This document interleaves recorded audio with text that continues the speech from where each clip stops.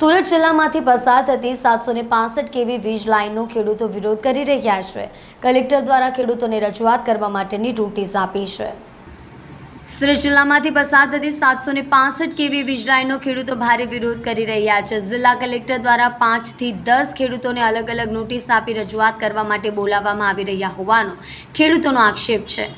આજ રોજ મોટી સંખ્યામાં ખેડૂતો કલેક્ટર ઓફિસ ખાતે રજૂઆત કરવા માટે એકઠા થશે, જ્યાં કામરેજના વલથાણ ખાતેથી મોટી સંખ્યામાં ખેડૂતો સુરત જવા માટે રવાના થયા હતા। ખેડૂતોની એક જ માંગ છે કે મહામૂલી જમીનમાંથી વીજ લાઇન અને થાંભલા પસાર થતાં ખેડૂતોની જમીનને મોટું નુકસાન થઈ રહ્યું છે। કરોડો રૂપિયાની મહામૂલી જમીનના ભાવ તળિયે આવી જશે તેમ છે।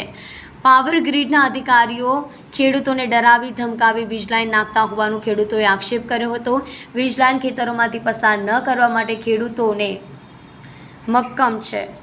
એમાં તકલીફ એવી આવે કે જેના ખેતરમાં જે આ લાઈન જશે એના ખેતરની કિંમત જ કોઈ રહેશે 765 કિલોવોટની લાઈન મેક્સિમમ હાઈ ટેન્શન